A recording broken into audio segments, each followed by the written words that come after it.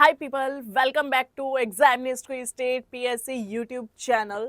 तो आज हम एक ब्रांड न्यू सीरीज स्टार्ट करने वाले हैं। आपको थोड़ा सा आइडिया बैकड्रॉप से भी लग गया होगा। देखिए, अब हम क्या करने वाले हैं। एक तो हमने टेस्ट सीरीज जो है सीधी वाली उसको कंटिन्यू रखा हुआ है।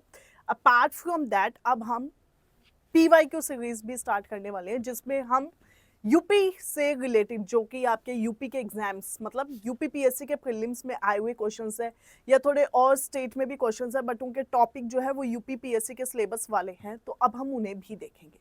इससे आपको क्या फ़ायदा होगा। एक तो जिस दिन आप हॉल में एंटर करेंगे तो आपको लगेगा कि हाँ, हमने ऐसे रैंडम पीवाईक्यूज रैंडम क्वेश्चंस मतलब ना वो नहीं सॉल्व किए हैं, हमने कुछ स्टैंडर्ड के पीवाईक्यूज को सॉल्व किया जो आपके सोचने की क्षमता को बढ़ाएगा। वो आपको ऐसे फील करवाएगा कि यस आई एम कॉन्फिडेंट।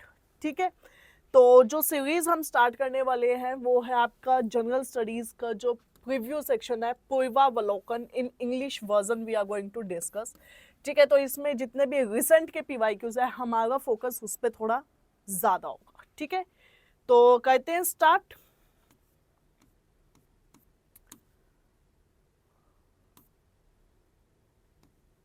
ठीक है, तो अब हमें जो देखना है वो होंगे पीवाईक्यूज यानी कि MCQs.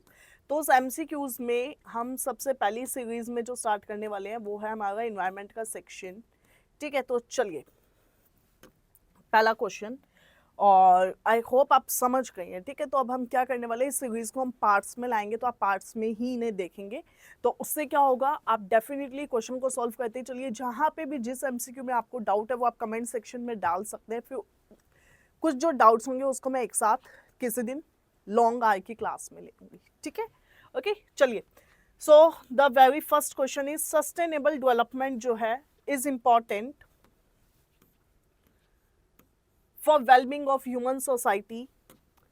Sustainable development is a kind of development that meets the need of present without compromising the needs of future generations. Sustainable development का मतलब क्या होता है कि हमारी जो आज की इम्पोर्टेंट जो हमारी आज की ज़रूरतें हैं उनको ध्यान में रखते हुए हम जो फ्यूचर जनरेशन के रिसोर्सेज है ना उनको मिस यूज ना करें। मतलब कि उनके भी इस्तेमाल कर लो, अपने तो हो ही गए, उनके भी ले लो, तो फिर वो लोग कैसे सर्वाइव कर पाएंगे। ठीक है, तो ये स्टेटमेंट पहला जो था वो बता रहा है कि इम्पोर्टेंट है, और सेकंड बता रहा है कि वो इम्पोर्टेंट क्यों है। तो ये तो सिंपल एक बेसिक सा कॉन्सेप्ट है। तो इसका क्या हो जाएगा, both A and R are true, और जो आर है वो क्या है, करेक्ट एक्सप्लेनेशन है।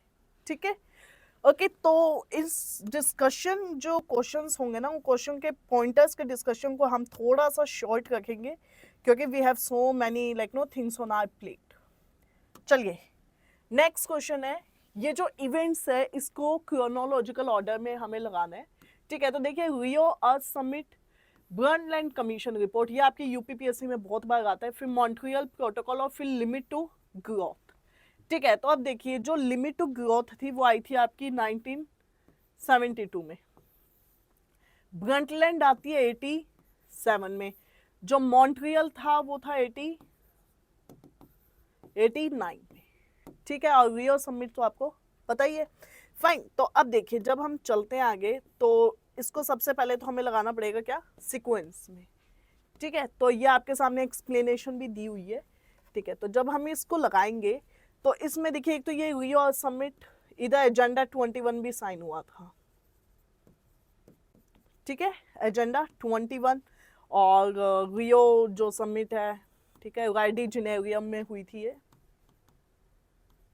ठीक है, उसके बाद में ब्रंटलैंड कमीशन की जो रिपोर्ट थी आर कॉमन फ्यूचर।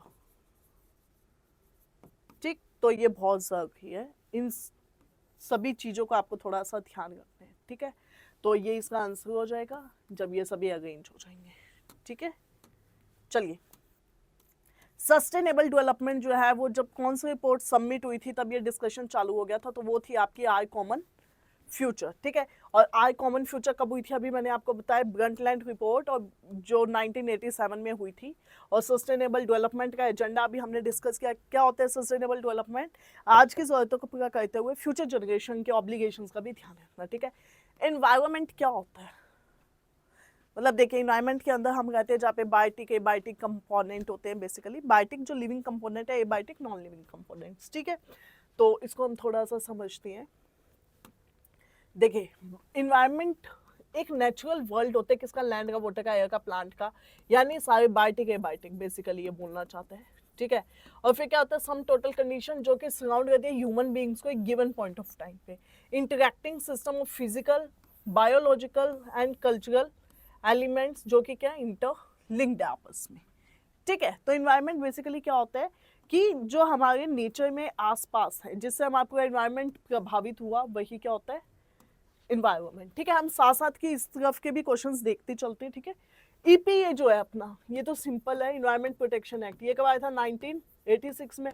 और यहीं पे हम एक और डिस्कस कर लेते हैं, डब्ल्यूपीए वाइल्ड लाइफ प्रोटेक्शन एक्ट, ये कब आया था 1972 में। और एक है साइट्स, ये कब आते हैं 1973 में। ये आगे काम आएंगे, तो अभी से दिमाग में इसको फीड कर लो आप लोग, ठीक है। EPA 86, WPA 72, EPA 86, WPA 72, फिर आता है आपका साइट्स, और वो कब आता है 1973, ठीक है। ओके चलिए, तो ये वाला क्वेश्चन हो गया। फिर ये भी क्वेश्चन सेम ही है, EPA कब आया 86 अगेन, ठीक है। तो ये सभी क्वेश्चन एक ही लाइन के है। इन्वायरमेंट जो होता है वो किसका बना होता है, सभी का ही होता है, बायोटिक एबायोटिक फिजियोग्राफिक, ठीक। अच्छा, generally environment can be classified as following categories, which among the following is not a part. देखिए हमारा जो इन्वायरमेंट होता है उसमें फिजिकल, कल्चरल, बायोलॉजिकल, ठीक है, ये सभी होते हैं। ऑपरेशनल इन्वायरमेंट एक एक वर्क कल्चर की सेटिंग का इन्वायरमेंट होता है ऑपरेशनल, जैसे कोई ऑफिस है, कोई साइबर सिस्टम है, कोई आपका न्यूक्लियर सिस्टम, उसमें होता है ऑपरेशनल इन्वायरमेंट, ठीक है। तो this is not related with this, थोड़ा सा बेसिक भी रहेगा, ठीक है। ब्लू कार्बन क्या, ये यूपीएससी में आया था 2021, ओके। तो ये आया था 2021 में। ब्लू कार्बन क्या होता है, देखिए हम इसको थोड़ा सा डिस्कस कर सकते हैं। जो कार्बन होती है ना, ठीक है, वो कई टाइप्स होती है, जैसे ब्राउन होगी, ब्लैक होगी, ग्रीन होगी और वाइट ब्लू होगी, ठीक है। तो इसके अंदर क्या होता है, ग्रीन कार्बन, तो वो कार्बन होती है जो पेड़ पौधे होते हैं आपके, ठीक है, उसके अंदर जो उन्होंने एब्जॉर्ब कर ली होती है, वो होती है आपकी ग्रीन कार्बन। अब ग्रीन अगर पेड़ पौधे की, तो ब्लू कौन सी होगी जो एक्वाटिक इकोसिस्टम में एब्जॉर्ब कार्बन है वो वाली, ठीक है। तो ब्लैक, अच्छा ब्लैक और ब्राउन, अब ये दोनों आप मुझे कमेंट सेक्शन में बताएंगे, वैसे ब्लैक सूट वाला होता है, ठीक है, बट आप फिर भी मुझे थोड़ा डिटेल्ड वे में वहां पे बताएंगे। अब इसको हम देखते हैं, ब्लू कार्बन जो ओशन कोस्टल की होती है, जो फॉरेस्ट, ये तो क्या है ग्रीन कार्बन हो जाएगी, तो ये तो गलत हो गया, ठीक है। कार्बन जो पेट्रोल नेचुरल गैस में, गलत, तो ये हो जाएगा इसका। देखिए ओशन यहाँ पे क्लिक है, ठीक है, आपको इस ओशन वाले से करना था ये सॉल्व, ठीक। चले,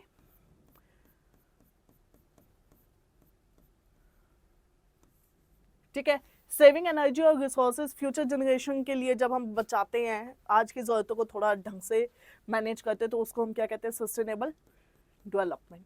अब देखिए इस बुकलेट की ना एक खासियत ये है कि आपके रिवीजन अच्छे हो जाएंगे, मतलब एक ही टॉपिक या एक ही कॉन्सेप्ट है ना 10 बार पूछा होता है, तो आप अगेन एंड अगेन देखेंगे तो आपको 2 बार नहीं याद होगा, 3 बार नहीं होगा, चौथी बार तो याद होगा। जैसे अभी हमने 1986 वाला क्वेश्चन देखा था EPA, वो 3 बार आया हुआ है ना, तो ये इसकी खासियत है। तो इससे क्या हम भी थोड़ा फास्ट रखेंगे। अब हम EPA को 3 बार क्या डिस्कस कर लेंगे ना, मतलब एक बार हो चुका है डिस्कस अच्छे से, तो ये थोड़ा आपको भी ध्यान रखना है, फाइन। वर्ल्ड इन्वायरमेंट डे कब आता है, फैक्चुअल क्वेश्चन है, 5 जून, ये याद रखना है आपको, ठीक है। और SDG जो किसकी बात करते हैं, वाटर मैनेजमेंट, ठीक है, वाटर मैनेजमेंट और सैनिटेशन की, तो वो क्या हो जाएगा आपका SDG नंबर 6, ठीक है। I hope screen is visible, fine. चलिए, वर्ल्ड इन्वायरमेंट डे वापस 5 जून, ये UN का था इनिशिएटिव, SDGs जो हम डिस्कस करते हैं ना वो वाले, ठीक है। ये जो है साइलेंट स्प्रिंग जो एक बुक है, ठीक है, वो इन्वायरमेंट के मूवमेंट से रिलेटेड थी, मतलब जो पर्यावरण से रिलेटेड आपके जितने भी मूवमेंट है उससे रिलेटेड है। तो ये किसकी थी, राशेल कार्सन की थी, ठीक है। और ये SDG गोल्स को इम्प्लीमेंट करने के लिए कौन सी बॉडी है, देखिए ये बहुत इंपॉर्टेंट क्वेश्चन है, ये अगस्त में भी आया हुआ है 2021, ये लिखा नहीं हुआ, यहाँ पे लिख लेना, ठीक है। तो इसका आंसर क्या हो जाएगा, प्लानिंग कमीशन, ये थोड़ा इंपॉर्टेंट है, ठीक। चलिए, सोलर रेडिएशन जो है उसका मेन काम किस में होगा, वाटर साइकिल में होता है ना। वाटर जो होता है, जैसे फॉर एग्जांपल आपके सोलर रेडिएशंस हुए तो वाटर फिर इवैपोरेशन हो जाएगा, प्रेसिपिटेशन हो जाएगा, प्रेसिपिटेशन से फिर इवैपोरेशन, कंडेंसेशन, और वो पूरी साइकिल वाटर साइकिल जो होती है, ठीक है, वो है। National environmental engineering research institute कहाँ पे है, नागपुर, नेवी, ठीक है, कहाँ पे है, नागपुर। ये थोड़ा सा इंपॉर्टेंट है। वर्ल्ड इन्वायरमेंट डे की जो है वो लाइक नो थीम क्या थी, तो ये क्वेश्चन अब रेलेवेंट नहीं है, उसका आप छोड़ सकते हैं। अब ये देखिए नेवी अभी हमने डिस्कस किया इधर नागपुर, और ये क्वेश्चन वापस आ चुका है, ठीक है, ये देखिए ये वाला 1958 में हुआ था। सस्टेनेबल डेवलपमेंट जो है वो इंपॉर्टेंट क्यों है, तो उससे क्या होगा, एक तो पोल्यूशन बचेगा, पॉवर्टी, अगर आज के रिसोर्सेज हम बचा लेंगे तो कल वाले रिसोर्सेज को लाइक नो हमें या तो परचेज नहीं करना पड़ेगा, या खरीदना नहीं पड़ेगा, या फिर उसे बनाना नहीं पड़ेगा, तो वो रिसोर्सेज के काम आ जाएंगे, ठीक है। तो ये हो जाएगा इंपॉर्टेंट क्या है, तो वो तो सभी ऑल हो जाएगा, ठीक है। स्मार्ट सिटी को डेवलपमेंट करने से क्या होगा, देखिए स्मार्ट सिटी लगाने से गुड गवर्नेंस भी आएगा, ग्रीन सिटी भी आएगा, स्मार्ट मोबिलिटी भी होगी। लेकिन अगर हम पूरा एक लाइक नो एक बिग कनोटेशन देखें, एक लाइक नो, तो उससे क्या हो जाएगा कि स्टेबलाइजिंग क्वालिटी ऑफ लाइफ, मतलब आपको थोड़ा सा बड़े लेवल पे सोचना है कि सब हो सकता है, लेकिन क्या स्टेबिलिटी आ जाएगी, मतलब इतना तो नहीं हो सकता ना, ठीक है, क्वालिटी ऑफ लाइफ मेंटेन हो सकती है बट स्टेबिलिटी नहीं आएगी, ठीक है। वो क्वेश्चन इतना यूजफुल नहीं है आपके लिए, वो यूपीएससी में आया था बहुत पहले, मतलब 2021 का, बट वो यूजफुल नहीं है। आज सबमिट अभी हमने डिस्कस किया, और क्या था, राइडी जिनेरियो और गायो लाइक नो, फिर +10 +20 सबमिट हुए थे, तो वो हैं, तो वो थोड़े इंपॉर्टेंट है, उसको भी अभी हम देखेंगे, ठीक है। गायो 20 जो था वो क्या था, द फ्यूचर वी वांट, मतलब जो भविष्य हमें चाहिए। फिर पहला जो आज सबमिट हुआ था वो कहाँ पे था, रियो डी जेनेरियो, फिर सेकंड वाला जोहान्सबर्ग, फिर तीसरा Rio de Janeiro. Getting my point, मतलब ये फर्स्ट हुआ इधर और थर्ड भी इधर हुआ, तो सेकंड हुआ था जोहान्सबर्ग में, ठीक। तो ये याद रखना, मतलब RJR, ये कई बार कंफ्यूज हो जाते हैं हम, तो ये फर्स्ट था, ये +10 वाला था, ये +20 वाला था, फाइन।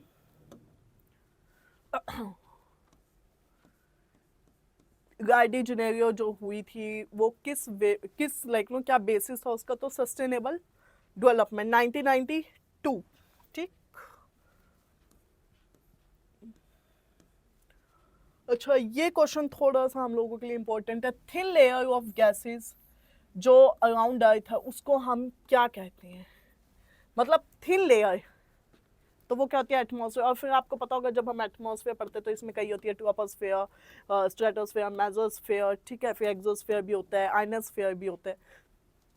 तो जैसे जो हमारा ये अर्थ है, ठीक है, फिर इसके ऊपर एक ऐसा एटमॉस्फेयर बना होता है, तो इधर क्या गैसेज होती हैं, ठीक है, तो नाइट्रोजन और बाकी भी होती है, NOAC, ठीक है, आर्गन होती है थर्ड नंबर पे, मतलब सबसे ज़्यादा नाइट्रोजन, फिर ऑक्सीजन, फिर आर्गन, फिर CO2, ऐसे होता है ये सीक्वेंस। कई बार पूछ लेते हैं कि आर्गन कौन सा नंबर पे या थर्ड पे कौन सी है, मतलब आफ्टर नाइट्रोजन एंड ऑक्सीजन कौन सी होगी, तो वो हो जाएगी आपकी क्या, आर्गन,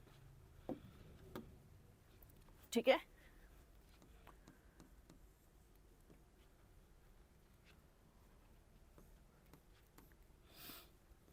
एटमॉस्फेयर में सबसे ज्यादा परसेंटेज किसका, भी हमने जो डिस्कस किया, नाइट्रोजन का,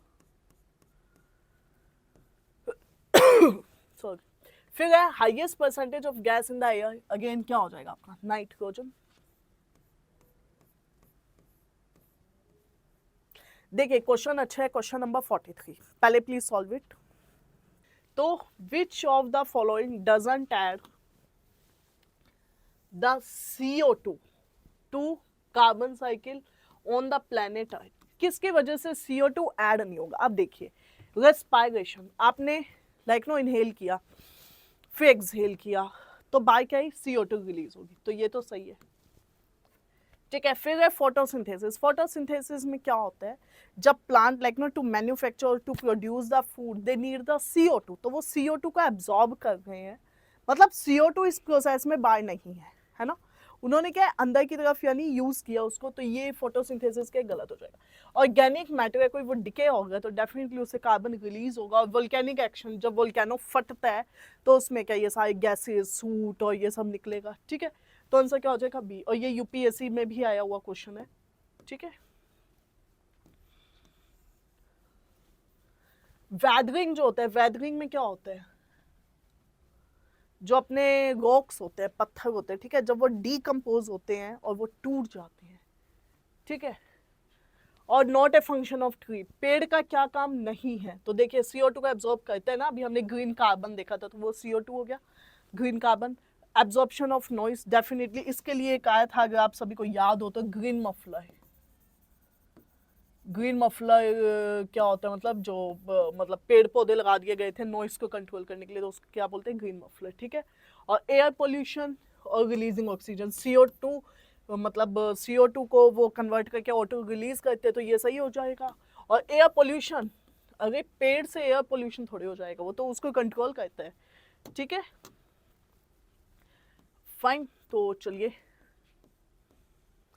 WMO का हेडक्वार्टर कहाँ पे, जिनेवा, स्विट्जरलैंड, ठीक है। WMO मेट्रोलॉजिकल ऑर्गेनाइजेशन है, इसका काम क्या होता है, जो आपके लाइक नो फोरकास्टिंग होता है, वो सब इसका काम होता है, ठीक है। ये अभी हमने जो सेम क्वेश्चन देखा, मैंने आपको बोला था ना यूपीएससी में, ये देखिए 11 में और फिर 14 में रिपीट हुआ है, ठीक है। एक बार और देखते हैं, वो जो अभी पीछे हमने क्वेश्चन देखा था उसका ये क्या था, एक मिनट, ये देखिए, ये यूपीपीसीएस के मेंस में 2012 में आया, आपके सामने, मतलब ये देखिए 12, ठीक है। तो ये 12 में आया है, और ये आपके 11 और फिर 14 में। तो देखिए ये सेम अभी जो हमने पीछे डिस्कस किया थी, ठीक है, अभी हम इसको वापस नहीं लेंगे, बट आप समझ गए ना पॉइंट। WMO का हेडक्वार्टर जिनेवा, स्विट्जरलैंड। UNEP का क्या है, नाइरोबी, केन्या, तो ये हो जाएगा, ठीक है। UNEP वापस, ठीक है, ये केन्या, UNEA का। और ये NEA में क्या होता है, अब देखिए ये क्वेश्चन यहीं से उठाया गया, क्वेश्चन यहाँ पे आ गया है। तो इसके अंदर क्या होता है, जो नेशनल एनवायरनमेंट अथॉरिटी, EPA क्या होता है, जो हमारा इन्वायरमेंट होता है, ठीक है, उसको प्रोटेक्शन करने के लिए हम लोगों के पास क्या एक एजेंसी है, जिसको हम क्या बोलते हैं, EPA। एक होता है EIA, वो क्या होता है, इन्वायरमेंट इम्पैक्ट असेसमेंट, मतलब कोई भी एक प्रोजेक्ट है जो हमारे इन्वायरमेंट को डिग्रेड करने वाला है, तो उससे पहले उसका असेसमेंट किया जाता है कि वो हमारे इन्वायरमेंट को ज़्यादा डिग्रेड ना करे, ठीक है।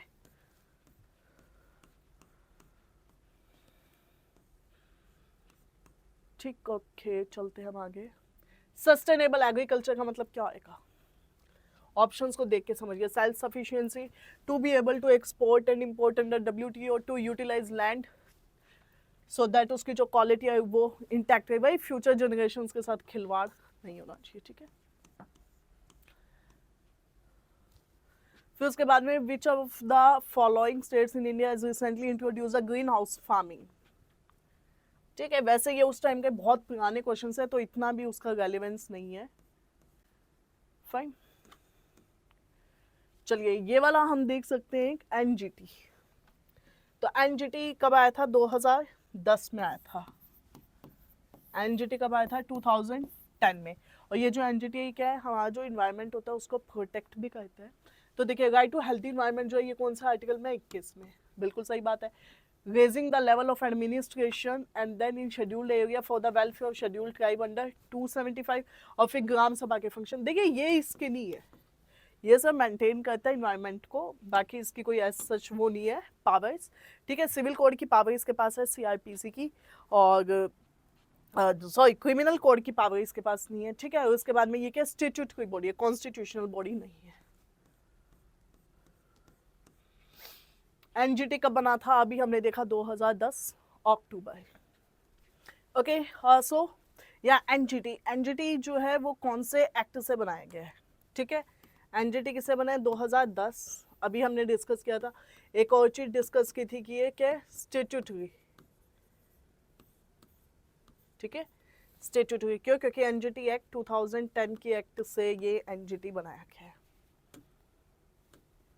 फाइन। चलिए, ग्रीन डेवलपमेंट का जो कॉन्सेप्ट है किसने दिया, देखिए इसमें क्या है ना, कुछ फैक्ट वाले क्वेश्चन है, ठीक है, मतलब अब ये क्या है, आपको थोड़ा बस याद रखने पड़ेंगे, WM एडम्स। ओके, आज समिट +5 कब हुआ था? देखिए ये +5 +10 का कॉन्सेप्ट मैं आपको समझा देती हूँ, मतलब जो बच्चे ऐसे सोचते हैं क्या +5, देखिए कैसे याद रखना है। सबसे पहले 1992 में हुआ था, ठीक है, तो तब हम +10 को बोलते हैं 2002, और फिर +20 को क्या बोलते हैं, मतलब इसमें +20 2012। ये सिस्टम ऐसे चलता है। तो जब भी +10 +2 +5 कुछ भी हो, आपको 92 को बेस रखना है बस। फिर जो भी पूछे ना, +10 +5 +4 कुछ भी, ठीक है, वो आप कर सकते हैं। तो ये मैंने इसलिए समझाया क्योंकि कई बार मैंने बच्चों को देखा है थोड़ा डाउट में होता है कि ये क्या +5 +10 है, ठीक है। देखिए आ चुका है +20। अब ये हम थोड़ा देखते हैं। देखिए गायो +20 यानी ये कौन से साल की बात है, सोचो किसकी होगी ये, 2012, ठीक है।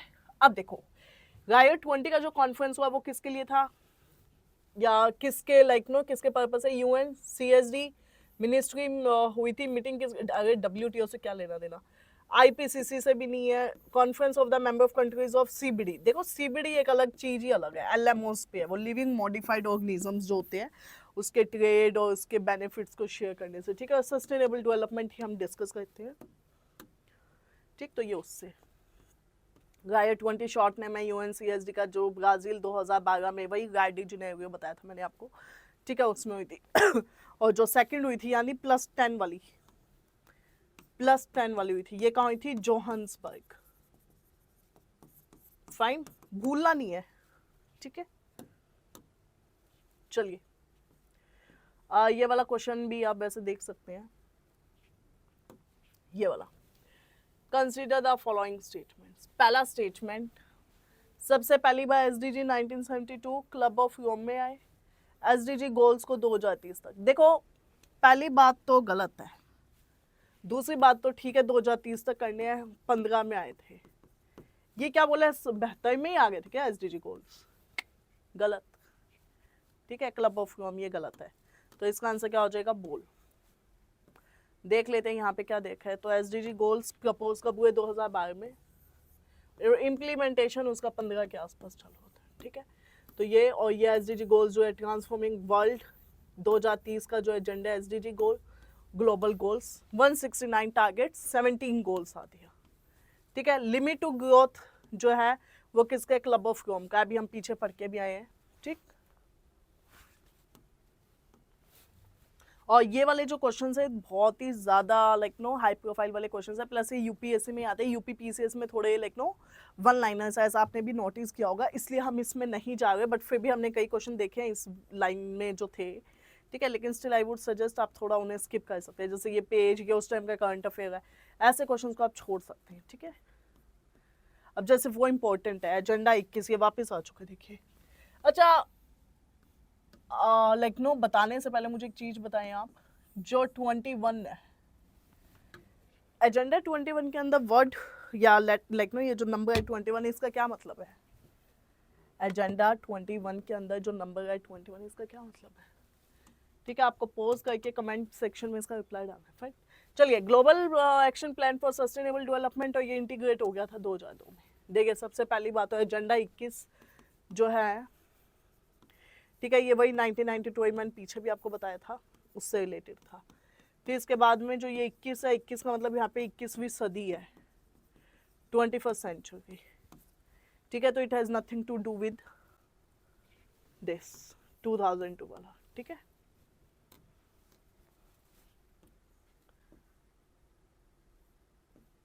ये भी इजी है वैसे। प्रोटेक्शन ऑफ इकोलॉजिकल बैलेंस, मतलब इकोलॉजिकल बैलेंस कौन मेंटेन कर सकता है, अगर देखिए बहुत ज़्यादा पेड़ होंगे फॉरेस्ट पॉलिसी के तहत तो हो सकता है। EPA, हम इन्वायरमेंट को ऑलरेडी बचा के रखे तो हो सकता है। इंडस्ट्रीज पोल्यूशन कम करे तो भी हो सकता है। एजुकेशन अच्छी मिलेगी, यानी आप समझदार हो जाएंगे, आपको पता लग जाएगा इन्वायरमेंट का क्या यूटिलाइजेशन है, क्या इंपॉर्टेंस है, रेलिवेंस है, तो आप इन्वायरमेंट को डिस्टर्ब नहीं होने देंगे, ठीक है।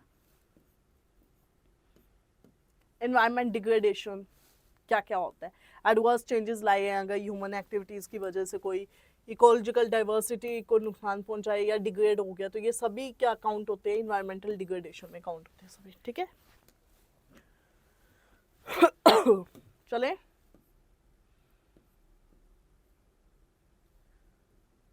जैसे अगेन अगर आप देखेंगे ये वाला क्वेश्चन, वो वाला Plachimada which has been in news for immense damage due to its environment lies in, अब ये कहाँ पे, तो ये अगेन उस टाइम के करंट अफेयर्स है, तो उन क्वेश्चंस पे आपको ज्यादा स्ट्रेस नहीं देना है, ठीक है। इन्वायरमेंट प्रोटेक्शन एक्ट को क्या बोला जाता है, अम्ब्रेला लेजिस्लेशन, ठीक है। अम्ब्रेला लेजिस्लेशन मतलब जो बहुत ही लॉज को कवर करता है अपने अंदर। तो भोपाल गैस ट्रेजेडी हुई थी 86, तो उसी टाइम का ये GESC इज इम्पोर्टेंट। अभी याद होगा आपको, हमने पीछे एक CBD याद किया था, कन्वेंशन ऑन बायोलॉजिकल डाइवर्सिटी, ठीक है। तो इसमें क्या जीन LMOs होते हैं, इसी के कंजर्वेशन को प्रमोट करने के लिए हमारे पास क्या है, GEAC। अब ये जो GEAC है ये कौन सी लेकिन एक्ट से बनी है, EPA 1986। समझ गए आप कैसे PYQs लेकिन हेल्प करता है। जैसे EPA पढ़ रहे हैं बार बार, देखिए उसमें दे ही रखा है 86, आया समझ। This is how like know you have to be smart. हम थोड़े वो क्वेश्चंस देख रहे हैं जो बहुत ही इंपॉर्टेंट है, ठीक है। मतलब ऐसे देखने को तो बहुत सारे ही क्वेश्चंस इंपॉर्टेंट हो जाते हैं, लेकिन थोड़ा सा जो करंट अफेयर के, इस टाइम के करंट अफेयर के हो, प्लस थोड़ा सा स्टैटिक पार्ट हो, ठीक है। ठीक है, आई गेस इसके साथ हमारा चैप्टर 1 तो हो चुका है। हमने एक बार चैप्टर 2 को भी देख ही लेते हैं, लग गया तो।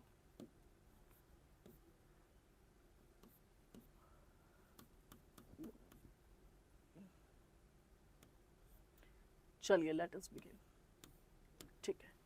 इकोलॉजी जो होती है, इकोलॉजी ये क्या पढ़ती है बताइए? ऑर्गेनिज्म को, इन्वायरमेंट को, मैन को, फॉरेस्ट को, सोइल को, वाटर को, हस्बैंड और वाइफ को।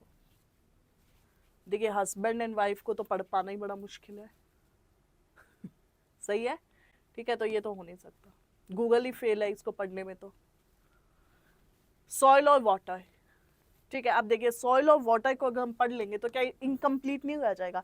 सिर्फ सॉइल और वाटर के बाद ये फॉरेस्ट तो बच्ची क्या, मान लो, मतलब इनकम्प्लीट है, हो सकता है बट इनकम्प्लीट है। ये मैन एंड फॉरेस्ट को पढ़ लेंगे तो फिर ये कंपोनेंट।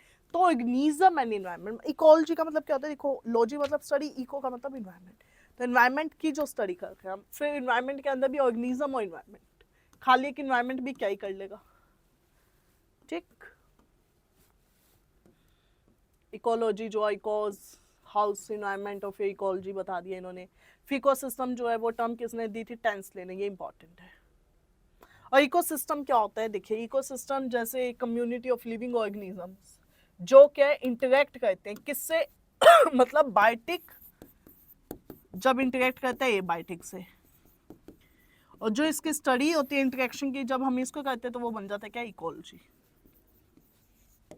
ठीक है। क्लियर?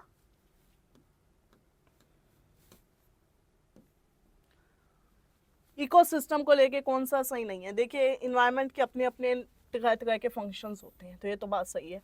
उसकी प्रोडक्टिविटी भी होती है, सही है। ये क्लोज सिस्टम होता है क्या? देखो इधर क्लोज का मतलब क्या हो गया, जैसे मतलब इन्वायरमेंट क्लोज है, वो किसी से इंटरेक्शन नहीं कर रहा, उसके साथ किसी से सर्कुलेशन नहीं हो, कम्युनिकेशन नहीं हो, ठीक है। It represent living organism physical environment in given, ये तो देखो बात सही है, तो पढ़ी गई थी से, तो उसका आंसर क्या हो जाएगा, डी, ठीक है। इकोसिस्टम, तो इकोसिस्टम में क्या आ गया, community of organisms together with the environment in which they live. Artificial ecosystem कौन सा होगा, देखिए आर्टिफिशियल इकोसिस्टम, पॉन्ड जो होता है वो बन जाता है, मतलब बन जाता है इन द सेंस कि रेनफॉल हुई तो पॉन्ड बन गया, फॉरेस्ट उग जाएगा रेनफॉल हुई तो। फील्ड जो होता है मतलब इसको हम बनाते हैं ना, एग्रीकल्चर फील्ड या गार्डन्स होते हैं, तो वो सब, ठीक है। It is a closed system. देखिए ये क्वेश्चन और ये क्वेश्चन कितना लाइक नो 2014 और 15 नेक्स्ट लाइक नो प्रीलिम्स में, तो ये ऐसे क्वेश्चंस रिपीट होते हैं।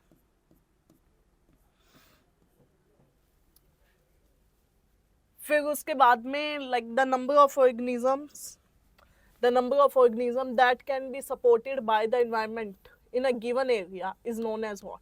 मतलब कि फॉर एग्जांपल ये एक रूम है, क्लासरूम है, इसमें क्या लगभग 50 बच्चे आ सकते हैं, बट एक दिन 70 बच्चे आके खड़े हो गए, या लाइक नो 100 आके खड़े हो सकते हैं कि ये, मतलब आपका एक क्लासरूम है सॉर्ट ऑफ, इतनी क्लास है, उसमें बहुत ज़्यादा बच्चे नहीं आ सकते ना, जितने की सीट है उतने आ सकते, तो उसको हम क्या बोलते हैं, कैरिंग कैपेसिटी। मतलब कि आप कितना उसमें कैरी कर सकते हैं, तो वो क्या होती है आपकी कैपेसिटी होती है, ठीक है। तो कैरिंग कैपेसिटी का मतलब क्या होता है कि जितना आप कवर कर सकते हैं। पॉपुलेशन का क्या मतलब है इधर? पॉपुलेशन का मतलब होता है एक जैसे लोग, ठीक है, लाइक यूनिफॉर्म जो नेचर होगा, ठीक है। Pyramid of number of biomass, वो एक अलग कॉन्सेप्ट है। Maximum population size that ecosystem can support is called what? Carrying capacity.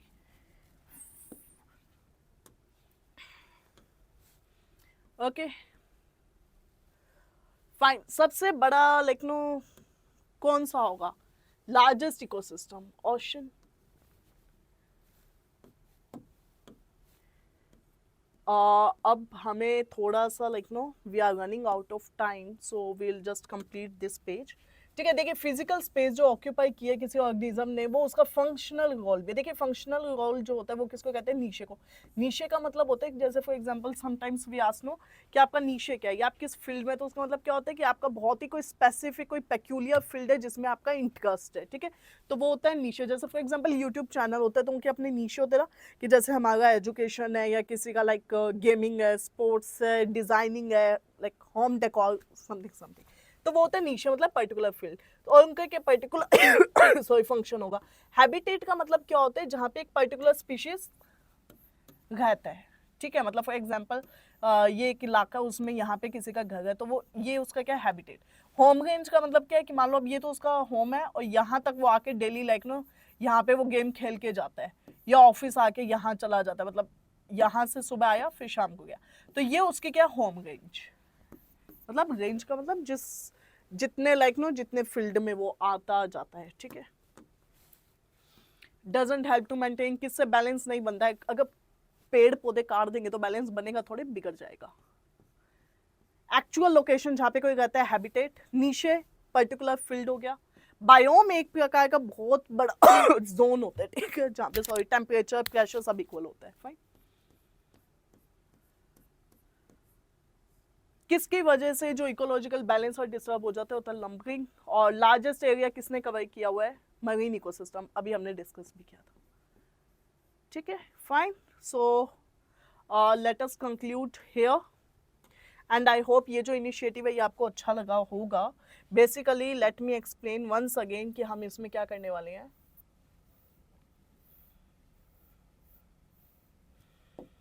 Okay देखिए इसमें हमने क्या किया है, जो PYQs हैं उनको उठाया और हम उन्हें डिस्कस करने वाले हैं, ठीक है। उसका डिस्कशन आपको ये PDF जो है ये टेलीग्राम चैनल पे मिल जाएगी, आप वहाँ से इसको ले सकते हैं and you can keep solving. आपको अगर कहीं पे डाउट आता है तो आप उसका स्क्रीनशॉट लेके मुझे शेयर कर सकते हैं टेलीग्राम पे CAPRGUY51 पे, ठीक है। ये मेरे टेलीग्राम का यूज़र नेम है, तो आप मुझे डेफिनेटली यहाँ पे सेंड कर सकते हैं अपने कोई डाउट्स है तो आई क्लियर, या स्क्रीनशॉट लेके, ठीक है। क्योंकि अब आप भी साथ साथ में अब ये लास्ट टचीज़ है जो हम देने वाले हैं अपनी प्रिपरेशन को, तो ठीक है। तो आप स्क्रीनशॉट्स लेते चलिए या डाउट्स को एक जगह लिखते चलिए, फिर उसको हम लाइक नो कभी भी कर लेंगे। आई होप आपने नोट कर लिया होगा जो भी था, ठीक है।